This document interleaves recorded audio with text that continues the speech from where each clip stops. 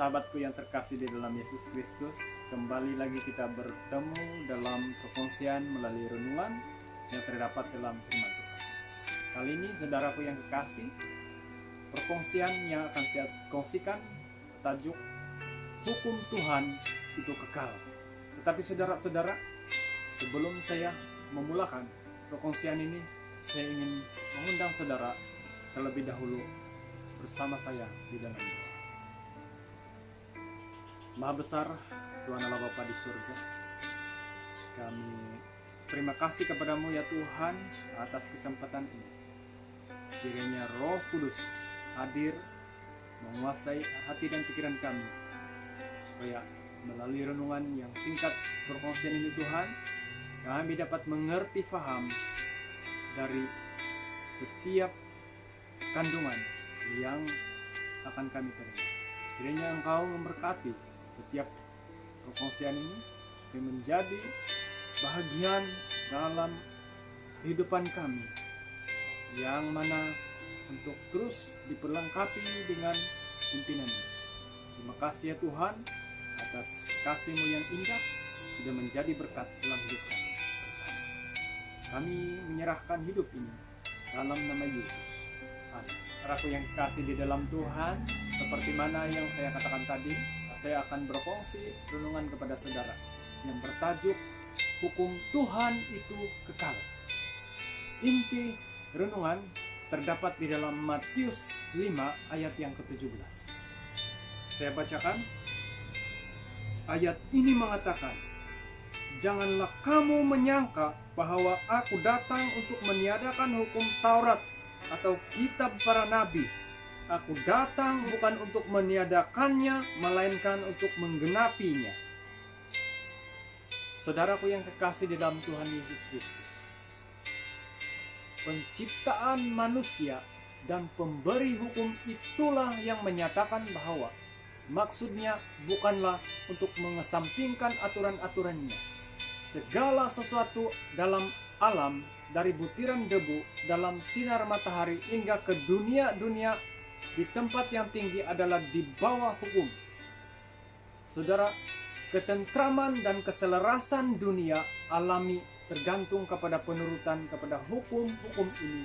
Jadi di situ terdapat prinsip-prinsip kebenaran yang besar untuk mengendalikan kehidupan dari segala makhluk cergas, dan kesejahteraan alam semesta bergantung kepada persesuaian dengan prinsip-prinsip ini. Saudara, sebelum dunia ini diciptakan, hukum Allah sudah ada. Para malaikat diatur oleh prinsip-prinsipnya. Dan supaya dunia selaras dengan surga, manusia juga harus menurut kepada undang-undang ilahi.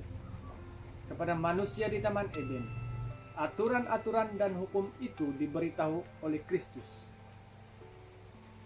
Pada waktu bintang-bintang fajar bersorak-sorak bersama-sama dan semua anak Allah bersorak-sorak.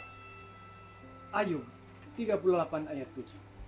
Saudara, misi Kristus di dunia bukanlah untuk merusak hukum, tetapi oleh kasih karunia-Nya untuk membawa manusia kembali menurut kepada aturan-aturannya. Murid yang dikasihi itu yang mendengar kata-kata Yesus atas bukit. Lama sesudah itu menulis dalam ilham Roh Kudus, menyatakan hukum sebagai kewajiban abadi.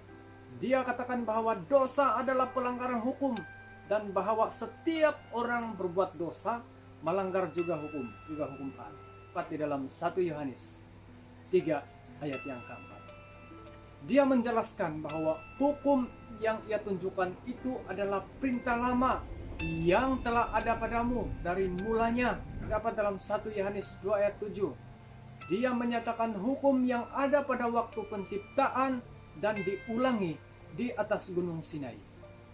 Saudaraku yang kekasih di dalam Tuhan, menyatakan hukum itu, Yesus berkata, "Aku datang bukan untuk meniadakannya, melainkan untuk menggenapinya." Di sini, ia menggunakan kata menggenapi dalam pengertian yang sama seperti ketika dia mengatakan maksudnya kepada Yohanes Pembaptis untuk menggenapkan seluruh kehendak Allah. Dalam Matius pasal yang ketiga ayat yang ke-15. Saudara-saudara yang kekasih di dalam Tuhan, yakin untuk memenuhi ukuran tuntutan hukum, untuk memberikan sesuatu contoh dari persesuaian yang sempurna kepada kehendak Allah. Misinya adalah untuk memberi pengajarannya yang besar dan mulia. Yesaya 42 ayat yang ke-21. Dia harus menunjukkan sifat rohani dari hukum itu untuk menunjukkan prinsip-prinsipnya yang luas dan untuk menjelaskan kewajibannya yang abadi. Saudara-saudaraku yang kekasih, Yesus, cita rasa yang jelas dari Bapa itu, cahaya dari kemuliaannya, penebusan yang menyangkal diri, sepanjang perjalanan hidupnya yang penuh kasih di atas dunia adalah suatu gambaran hidup dari sifat hukum Allah. Khotbah di atas bukit halaman 58 hingga ke-60. Saudaraku yang kasih, Tuhan memberkati. Doa kita bersama, semoga saudara mendapat ilham melalui perkongsian ini, karena ianya terdapat dalam firman Tuhan yang membawa kita dapat mengeratkan hubungan saudara dan saya untuk lebih mendekat kepada Tuhan yang kudus, yang sedang bertakhta di surga, dan menjadikan surga sebagai tempat kita bersama. Tuhan memberkati sekalian.